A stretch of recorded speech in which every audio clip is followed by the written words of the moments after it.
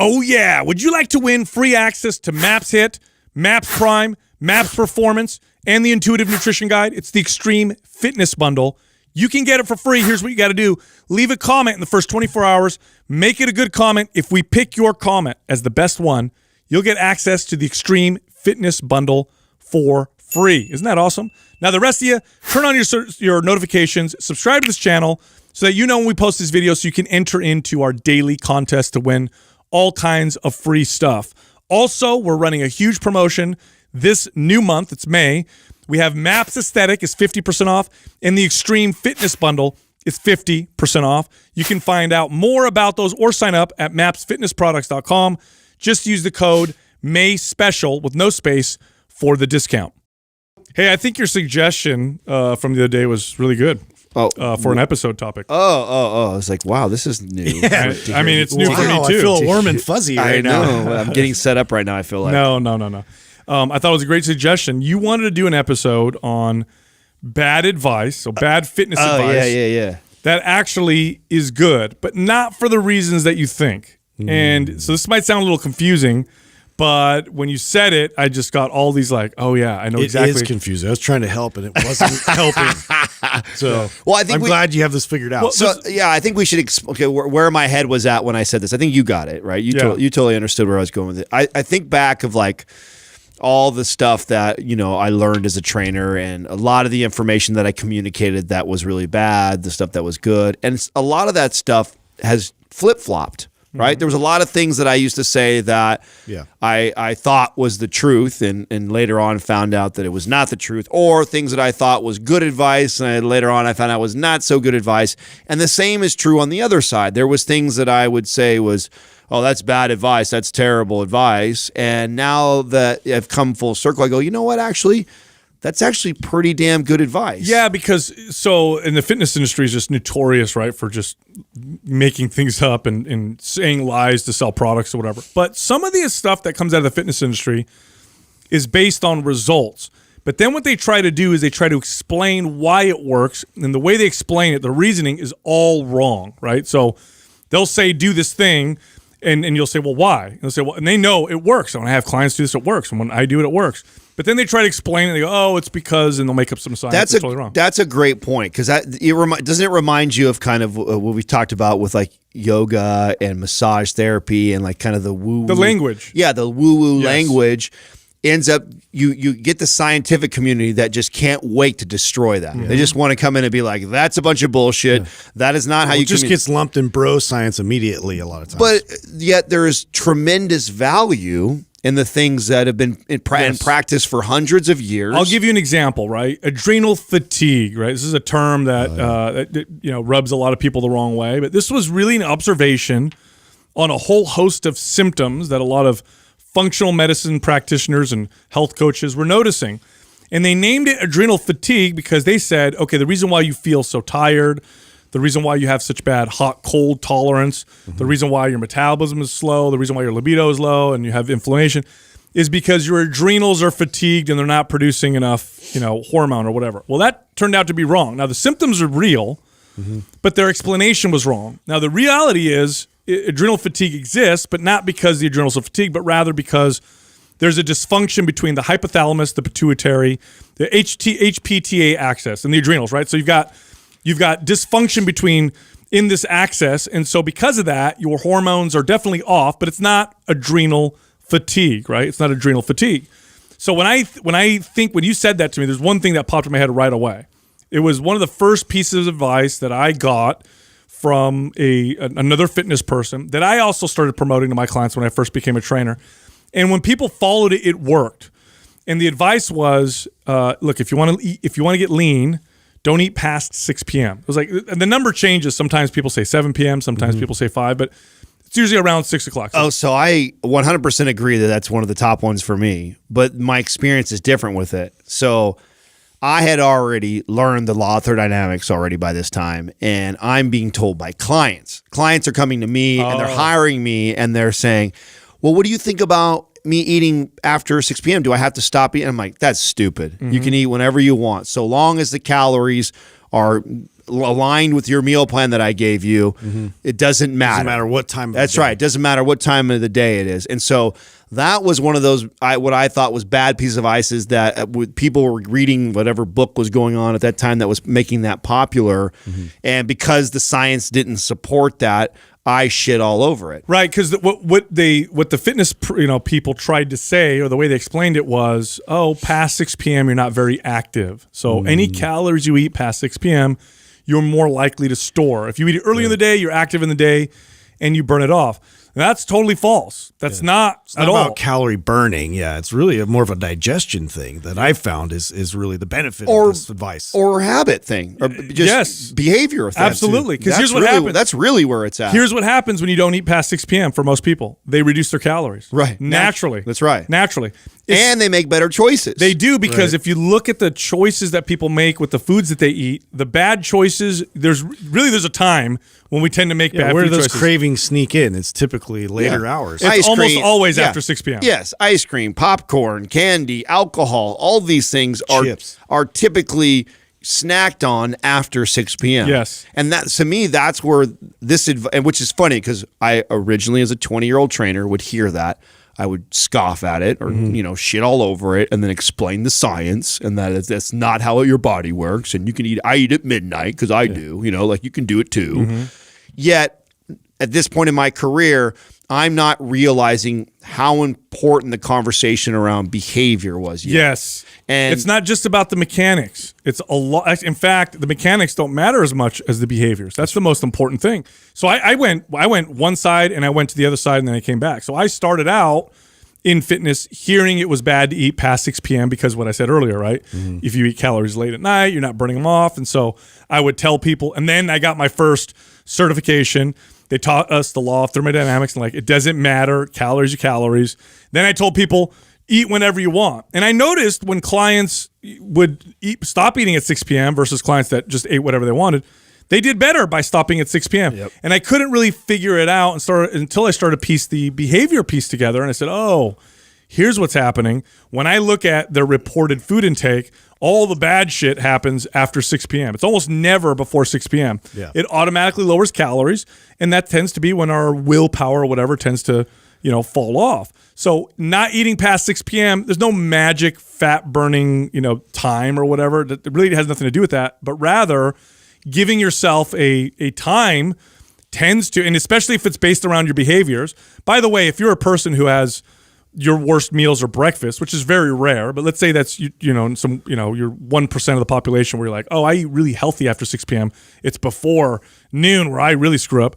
Well, what if you did I don't eat anything before noon? That might actually work with the behaviors in a way to make you eat Well, better. isn't this what supports a lot of the positive claims that come out of intermittent fasting? Totally. I mean, a lot of the benefits that is touted about intermittent fasting, a lot of that just has to do with this window of time that you have to eat. And most people, if you only have a 8-hour window that you can eat in, it's just hard to overconsume. And because Especially if you're working. And yeah, especially if that's when your window is. So you have a tougher time doing it. And when you're more likely to do it is when you're sitting on the couch watching TV. And so this piece of advice that I thought was crap back in the early 2000s when I was 20 years old, I now think is great advice. Yeah, it's got some value to it. Right. And I think that it's a way that we communicate it to our clientele that, listen, here's a good tip. I'm not going to tell you. And I like these type of parameters because it's a better relationship with food, right? So instead of saying you can't have this food, you can't have this food, you can't have that food. You can have it. Yeah. Just don't eat past 6 p.m. That's right. Don't eat past 6 p.m. It's almost like a trick. It is a trick. It's like one of those little trainer hacks that I didn't realize what a hack it was until later on because of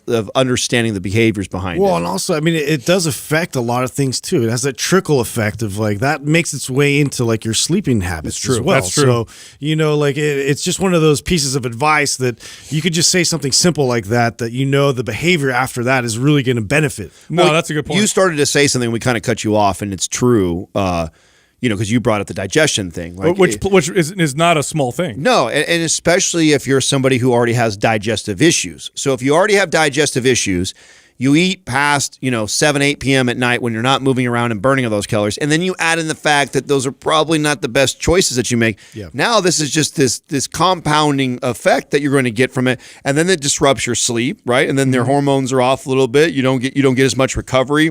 Right. You crave different shit the next day. Which we didn't value that much. I mean, I know I didn't as a trainer. I didn't really emphasize that enough in the recovery process and the actual, the way that we could maximize our efforts in the gym. Yeah, your organs have a circadian rhythm.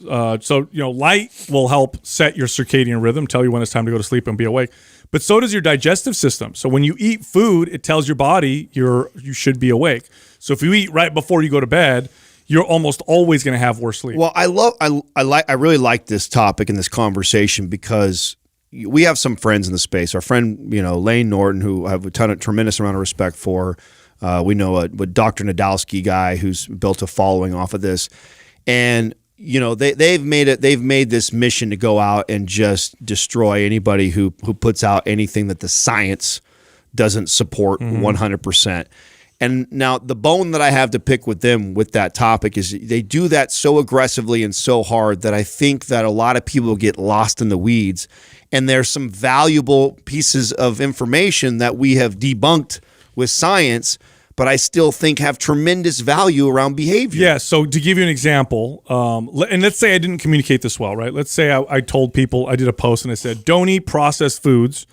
Processed foods make you fat. Right. Yeah. And then you would get someone like this Dr. Nadolski who would go on and say, this isn't true. If you eat 1,000 calories from processed foods or 1,000 calories from whole natural foods and you're burning X amount of calories, doesn't make a difference. You can lose weight or gain weight either way, which is true. That's true science. Now, the problem is that what I was saying is also true. Now, I might not be communicating it right. Heavily processed foods, they don't themselves make you gain more body fat, but they do make you eat more. Just avoiding them oftentimes results in fat loss. That's right. And so because they made their point, because the science doesn't support that specific thing, what they may be doing is moving people away from a behavior that's going to benefit them. And to me, that's where the real experience, when you've trained tons of clients and you start to pick up on these type of patterns of, okay, so we've dispelled that this whole the science around eating past 6 o'clock is false. But when I've told all my clients that it's false and allowed them to do that, what are the things that I start to see in common? Totally. I see, oh, wow, when you did make that bad choice food-wise, it was at 9 o'clock at night or 11 o'clock at night. It's like, now what I've done is because I've proven it wrong with science just to be right, just so I could be more right. Right. I've actually sent more people in a worse direction. I got a fucking problem with that. 100%. So here's another one that I like that's really good. And again, it was told and communicated totally wrong, but it actually has some good effects, but not for the reasons that we thought, right? So back in the day, actually some people still promote this, but back in the day we were told that if we wanted to do cardio to burn body fat, if we wanted to add a little bit of cardio to burn a little extra calories to burn body fat, one of the most effective ways to do it is in the morning, first thing on an empty stomach. Right. Now the reason why they say to do this, their reasoning was, if you do it first thing in the morning without any food, you have no glycogen left in your body, you're more likely to burn body fat for fuel, and it gets you leaner faster. Now, it's totally false. Doesn't matter if you eat before, after, whatever. It's all total calories versus total calories burned.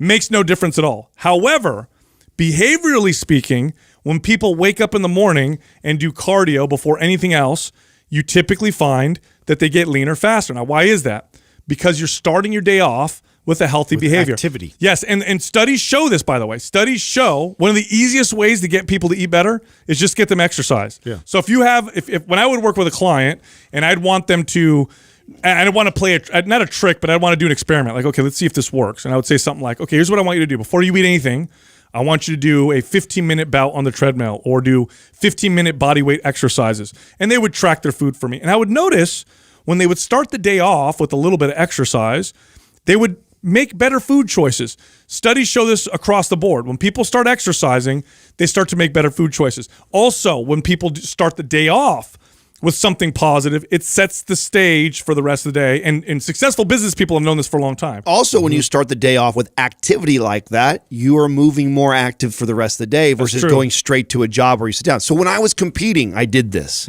I would get up every morning, I'd get up an extra hour early and I would go walk fasted.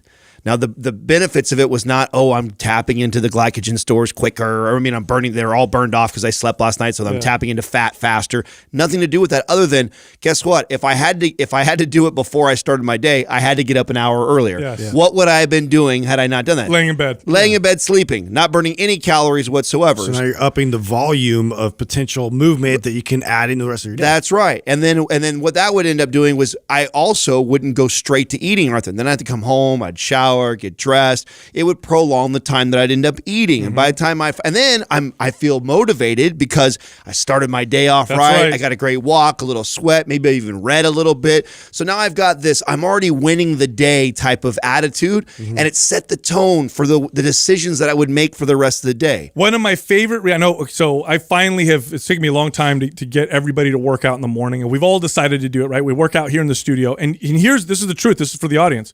One of the main reasons why everybody now is working out together, because I guarantee you, I could ask you guys right now, do you guys like working out in the morning versus in the afternoon? No, it sucks. You prefer working out in the afternoon. Why do we do it in the morning? Because it makes us better throughout the day. Yeah. We work out in the morning, we come in here, we do the podcast better, we're better in business, we're better with our conversations, everything seems sharper because you set the intentions for the whole day. So that cardio, first thing in the morning, fasted, essentially what you're saying is cardio before you do anything. What it does is it sets the intention for throughout the day, and that's the reason why a lot of people see success with it. Not because there's some magic fat burning. And let me tell you, extremely valuable. Yes, very valuable, and a lot of people have tremendous success with this. It's just another one of those things that wasn't communicated very well, and then people like our friends that I'm talking about right now, it doesn't make a difference. There's no value. Exactly. Can't wait to jump all over it and dispel it with science and say that's not how the body works. That's not how, right. And then they trash it. And then what ends up happening? Person says there's no value. I'm not going to do that. Then they don't do it. And it's like, that's really unfortunate because in this mission of being more right about the science that people were communicating improperly about it, you've just now convinced a mass amount, especially if you have a large following and a bunch of people that are paying attention, you've just now convinced a large percentage of people that would have benefited from that habit. If they would have started that habit and done that, they would see tremendous behavioral change and better habits in their life had they done that. Yeah, so it's like I win this argument, but I lost the goal. It reminds me, I was watching this video with this marriage expert, and he says, when you get an argument with your spouse, is your goal to win the argument or is your goal to improve your relationship? He says, because sometimes those are two different things. You might be able to win and have your wife, whatever, like, oh, I beat, but now she hates you and resents you. You may win, but what's the desired outcome? Exactly. You got to think about that. Yeah, so here's another one. And this one's hilarious because I remember when I learned that this was bullshit, I told everybody it was bullshit, and I probably did a little bit of harm. And this is the notion that doing high reps with weights burns body fat, whereas low reps and heavy weight builds mass, right? So we were told this, right? Oh, you want to get cut? Right. Go do lots of reps. You want to build? Do lots of low reps. Now, I learned later on that, no, that's not true. Reps build muscle. So just do the one that builds muscle for you, and which is typically lower reps for most people. The problem is then people never started to experiment with the other rep ranges. Now, if you believe that high reps gets you lean and low reps builds muscle, and you're already a lean kid, and you don't ever do them, right? Or you're doing them, and you're like, oh, sometimes I get lean for summer, sometimes I get bulk. What you end up doing without realizing is you end up phasing your workouts. Yeah, and so you naturally play with different rep ranges because you think that the value of this one is to burn fat and the value of this one is to build muscle. So it does work to burn fat and build muscle both, to do high reps sometimes and low reps sometimes, not for the reasons that they told you. The value is just changing it up. The value isn't changing it up. Yeah. Otherwise, you'll stay in one forever and be like, oh, that doesn't make any sense. Well, it's just another one of those examples, like you said, that wasn't communicated properly. Right. And again, when the fitness community comes out, we're saying things like that, then real quick, somebody wants to come over and be like, that's wrong. The science doesn't support that. This is what it says. This is what rep range is better for building muscle. Now what does everybody do? Now they only train in that hypertrophy range, and they never get out of that. That's right. When I can tell you firsthand that some of my biggest gains came from when I actually switched over to high reps. Right. So it's another area that is bad advice that we thought was good advice when we were giving it, and it's really just the way that we were communicating. Yeah, and again, like all rep ranges within reason, so we're talking probably below 30. They all develop muscle. Yeah, they all build muscle, and the one that's going to give you the best results regardless of your goal, okay, so whether you want to burn fat or build muscle, the rep range that works the best for you is probably the one that you're not doing, right? So when you switch into a new rep range, you get this new stimulus in the body, and your body, it's like when you first start exercising and you get these newbie gains right out the gates, right? Well, let's say you're always stuck in the 5 rep range. You always do 5 reps, always do 5 reps. And then you're like, I'm going to go do 15 reps on my exercises. There's like a 2-week period where your central nervous system has to really adapt, and you're going to get really fast adaptations because it's something you're not used to. So this is what the studies don't show. Studies will show, 8 to 12 reps builds the most muscle. Maybe that's true or whatever. But here's the deal. If you always train 8 to 12, then 15 to 20 will build more muscle, or 1 to 5 will build more muscle.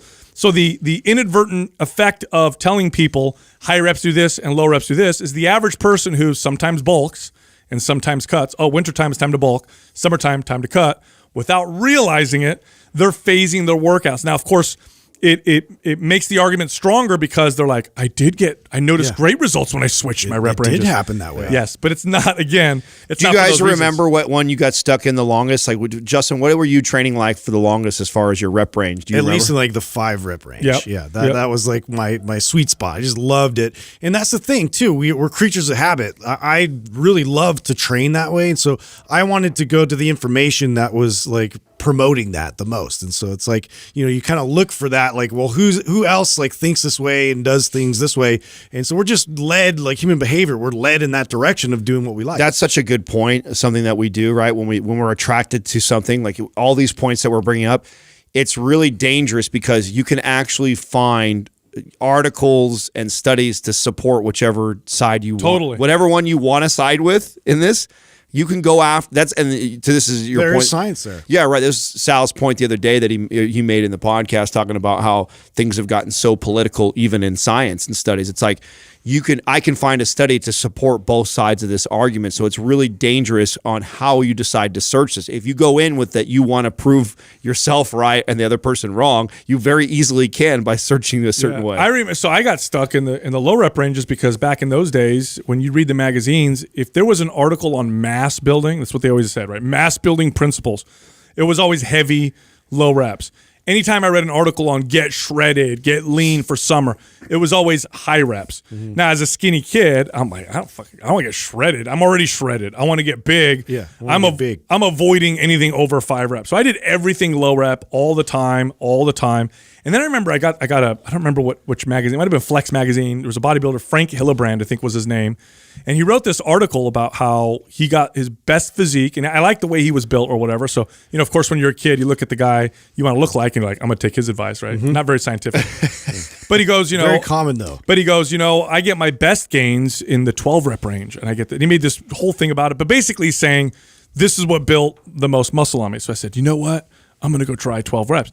Now, of course, because I'd trained 5 reps or lower forever, I went and did 12 reps. And what did I experience?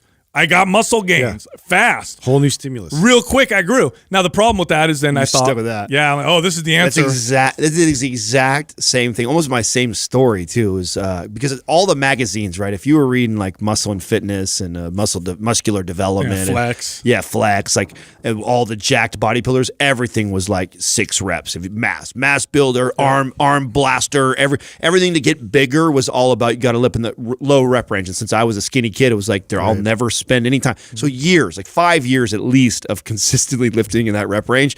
Then all of a sudden some bodybuilder guy comes to me and says, and I see him, he looks one of the most impressive guys in the gym. And I'm like, hey, what do I need to do? And I kind of tell him, what are you doing? And he goes, oh, you need to go lift like 15 reps. I'm like, what? I don't want to get ripped or lean. I'm already lean. Look at my abs. He's like, no. You need to go do that.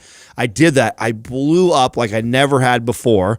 And then what ends up happening, I marry that shit for the next 5 years because I saw those results. And so the answer for people that are listening is that, they each hold tremendous value, and you just got to be careful not to get stuck in any of them, and you should be getting out of them no longer than 6 to 8 weeks is as long as I like 3 to 4. Right, we like 3 to 4. I mean, that's how we program, right?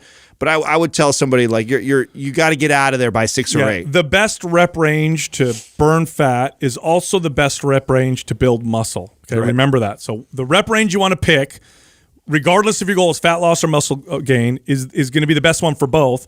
And that rep range is going to be the one that your body just responds best to. And it's usually one that you're not training. So when you switch over, I don't care if you're dieting and getting lean or if you're eating a lot to gain muscle, when you switch into that new rep range, you're going to see the best results. So always remember that. The one that burns fat is best is also the one that builds muscle best.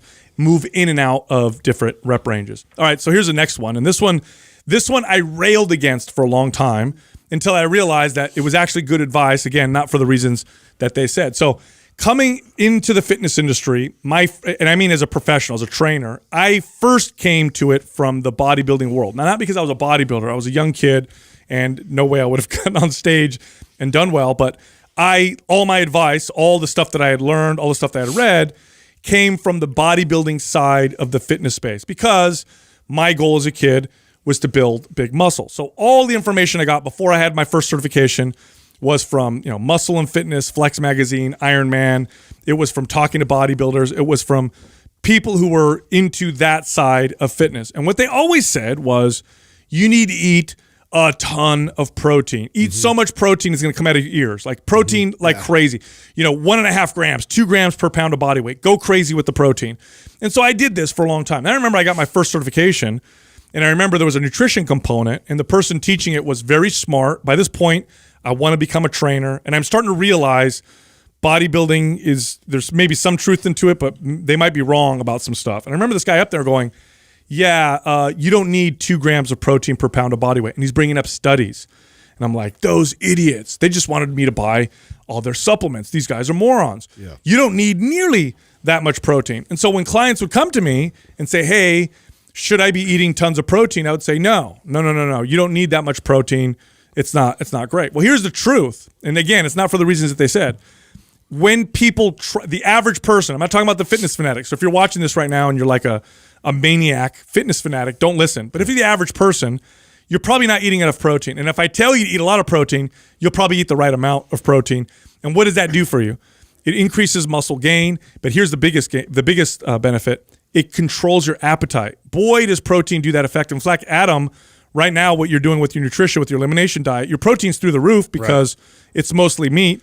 And what are you finding with your appetite? Yeah, suppressed completely. Oh, totally suppressed. Right. Now, you and I have a little bit different experience with this, and I was in defense of the bodybuilders because of what I saw.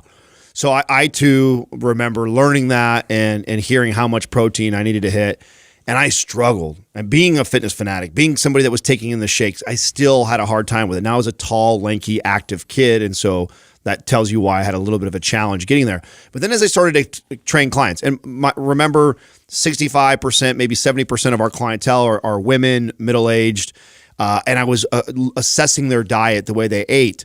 So many of them were eating 1,500, 1,800 tops calories and grossly under eating protein. And then when I would tell them, let's start targeting more protein, we still were falling way short. So this was one of those things that I remember that was, even though they were off on the science, right? Again, another area where, there's people in the space that were quick to hammer the I think the over exaggeration of how much protein you need.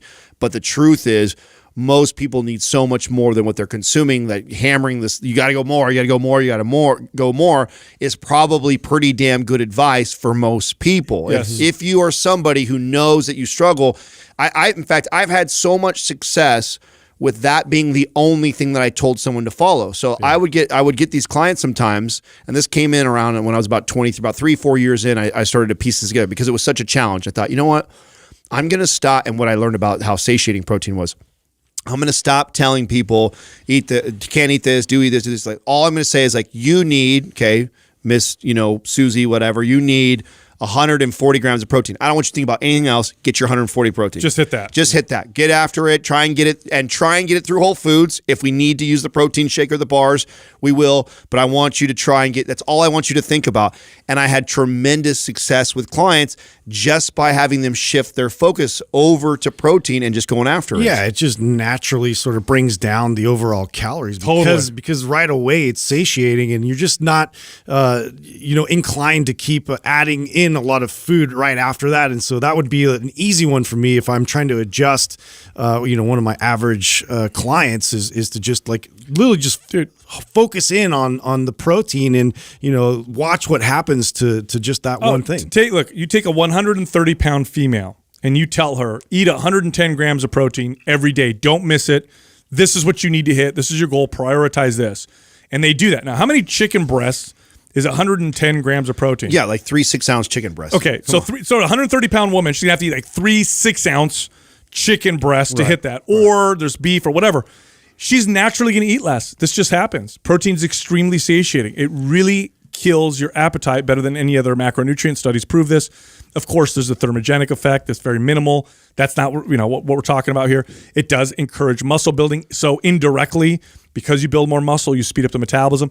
But really the main benefit, no joke, you eat a lot of protein. If you hit that first, you're just less likely to eat a lot of calories. And it's hard. It's hard to get there. It's hard to get there protein-wise. And it's hard to overconsume. If you were, again, referring back to the diet that I'm kind of following right now, which is an all-meat diet, it's like hard to overeat. Yeah. Mm-hmm. I mean, you have to force feed yourself. Well, that was one of the problems I had way back when we did ketogenic diet like 4 years ago and I happened to be doing it right when I was trying to build and bulk because I can't do it. Mm-hmm. I was like, I can't get this 4,000, 5,000 calorie intake that I needed at that time to put on size. I was like, I can't do it through all mostly meat or fat and protein. I was like, I was getting filled up so quick.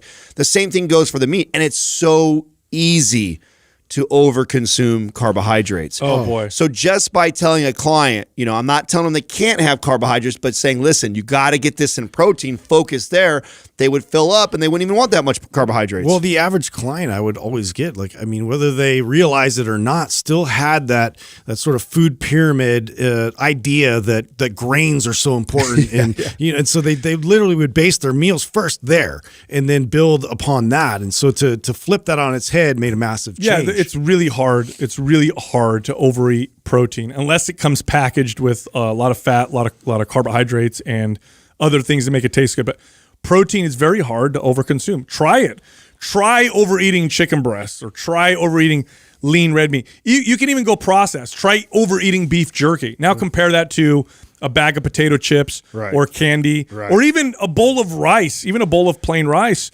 You could probably eat quite a bit. Very difficult with protein. So not for the reasons, again, that they said, where it's this magical macronutrient if you eat tons of it. But really, it's because it really crushes your appetite and makes you eat more. Well, yeah, back to the behavior thing. Yes. I mean, I feel like all these, there's a theme in this, right? That a lot of these things that we decided to come out in the space and harp on about the science being off, and, and we try to do that, and all we ended up doing was turning off a bunch of people that were probably implementing good habits in their life because now this science guy comes out and says, oh, that's false. That's not true. Well, yeah, the science and the way that people are communicating is not true. But there's value. Yeah, but is that a good behavior or a good habit for most people? Yeah, definitely. Yeah, it is. So here's another one. This one I love because, again, I went in both directions, right? So again, I came from this building muscle space, get into the personal training space, and they talked about the pump. Again, this was one of my first certifications. And they talked about how bodybuilders really want the pump. And then they explained the pump. Here's what happens when you get a pump when you work out.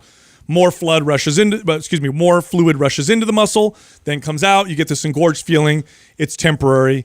No, it doesn't build muscle. It's just an ego thing. It's not a big deal. Don't worry about the pump. So then I would tell people, don't worry about the pump. It's not that big of a deal. But then I noticed this with clients. I'd be training clients and they'd have a body part that would be stubborn. Let's say it's a woman and it's her glutes, or it's a guy and it's his delts or whatever, and we're working out. And I would always notice this, that when they would start building the muscle would be when they'd start getting the pump. Like all of a sudden, I'd be training this woman for 5 months. We're trying to get her glutes to connect. I'm trying to work out. And then finally she's like, oh my God, I feel like they're tight right now. And I'm like, oh my God, you got a pump. Shortly after, we would see muscle growth. Now, was it the pump that caused the growth? Probably not. But chase getting to the point where you can connect to a muscle enough to get to the pump. That's a good behavior. So getting a pump requires connection. It requires, you want to pump any muscle in the gym, you have to be able to concentrate, squeeze it, and isolate it and work it. Is there value in that kind of connection? Absolutely. There's even more to that I ended up uncovering, right? So same thing, heard that touted so much in the bodybuilding community, and then going like, oh, that's so overrated, and all you're doing is sending a bunch of fluid into the muscle. You're not really building a ton of muscle there. There's not a lot of value there. Then I started to put together like what I saw happening when I started training like training clients in the strength phase when they weren't ready for it is poor muscle connection, like and then also technique. So the protocol for hypertrophy training or chasing the pump type of training is this higher repetitions with this slower controlled tempo. A 4-2-2 tempo is kind of the up 4 seconds up and 2 seconds up, 4 seconds your way up. through it. Yeah, and it's to do that. Okay, a whole 6-second rep, right? 4-2-2 would be a full 6-second rep on anything that you're doing. Is a very slow and controlled movement. Very deliberate. Yes, and very few people train this way. And what I found was when I started having my clients chase the pump or train this way, was I could get them to actually use better technique and form. That better in technique form helped them connect better to the muscle, like you're saying, then in turn gave us more muscle. Right. So now we go into the strength training part of that, and they can feel the little nuances and the ways that their body's getting out of position, and they can self-correct a lot more effectively. And that's because they have that connection established, and they can feel their way through these types of exercises, massively beneficial. Oh yeah, I mean, if you have you find somebody with a lagging body part, you're more often than not always, but more often than not, you're also finding a body part that they don't get a pump in as easily as other body parts. It's just true. Now, if you taught the average person who's doing resistance training what the pump is and how to find it and how to search for it, it's going to lead to behaviors that are beneficial for them. Now, maybe not necessarily the pump itself, but rather the slow controlled reps, the squeeze, the feel of the movement, really feeling the connection.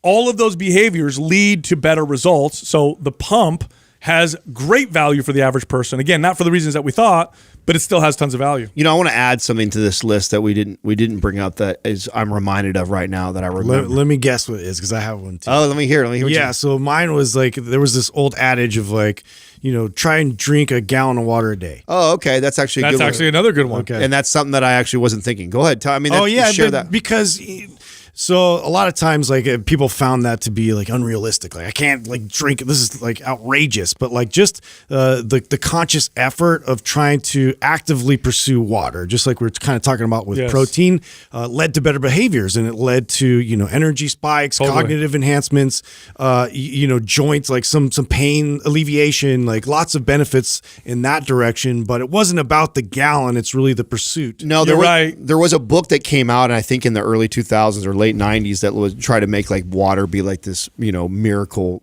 thing that's happening. And although there's tons of benefits around it, but I know that book was like touting that like crazy, and everybody was asking. Oh yeah, because and then you got the science people who are like, a gallon is too much. You don't need a gallon of water every day. It's not going to benefit you. You don't need a gallon. It's too much water. It's not going to hurt you, but you don't need it.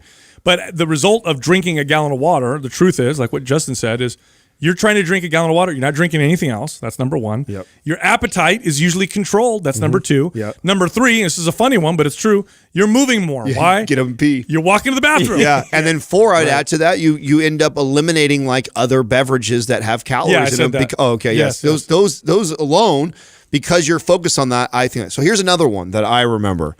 So the angles for targeting certain body, like parts of your body part, right? So that was something I originally thought was true. Like this works the peak, this works the bottom, this works the outside, this works the inside. Yeah. Right. So that was something, originally, I believed that from a lot of the muscle magazines. Then science comes out to support that's not how it works. The muscle's attached to these two anchor points. It's getting the entire thing worked. You can't target, you can't even isolate a muscle, much less a part of a muscle. So that's all bullshit. So then I went completely away from it. But I didn't understand the strength curve at that time. Yeah. And I didn't understand the importance of manipulating the strength curve and how valuable that is to seeing change and adaptation in your body. And so here's another area, because the science comes out to say, oh, that's all bullshit. You can't target a part of a muscle. That's not how they work. So I stopped caring about the angles and changing things like that, neglecting the benefits and the understanding of what the strength curve is. Right. So to explain it differently, right? So they would say that a concentration curl work the peak of the bicep, and a preacher curl work the bottom of the bicep. Now remember, a concentration curl is I'm bending over and I'm curling a dumbbell up like this. This is the hardest part of the lift. This is when I'm directly opposing gravity. A preacher curl, my elbows are in front of me, my arms are on a bench. I bring the barbell down or dumbbell down, and this is when the weight is directly opposing gravity. So this is the hardest part of the rep. Up here, the fully contracted part is really easy on a preacher curl, but really hard on a concentration curl. Now, am I working the bottom of the bicep in a preacher curl and the peak with a concentration curl? No. The bicep, more stress. There's two attachments for both heads. They're real close to each other.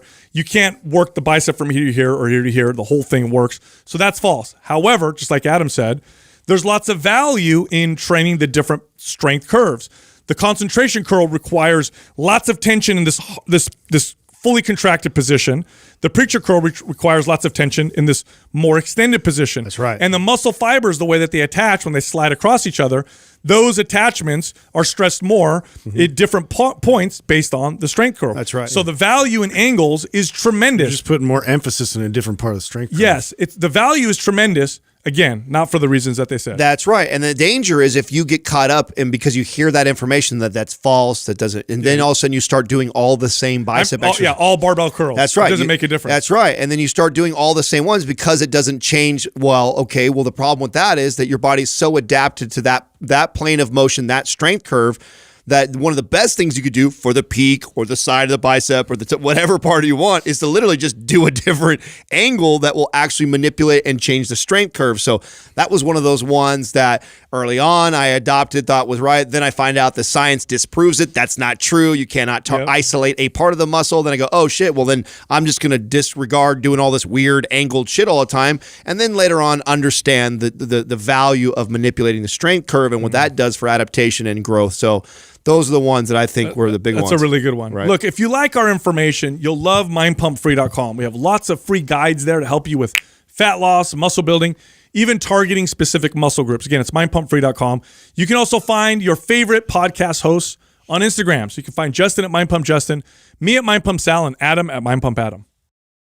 Somebody listening might think, oh, that means the first month or two, nothing happens. No. We said the scale might not move. That's right. That doesn't mean nothing happened. Remember the earlier example of where I said person who does it wrong loses 10 pounds, but 5 pounds of muscle, 5 pounds of fat. So they're the same. They're just smaller, same body fat percentage. What we're talking about is the scale doesn't move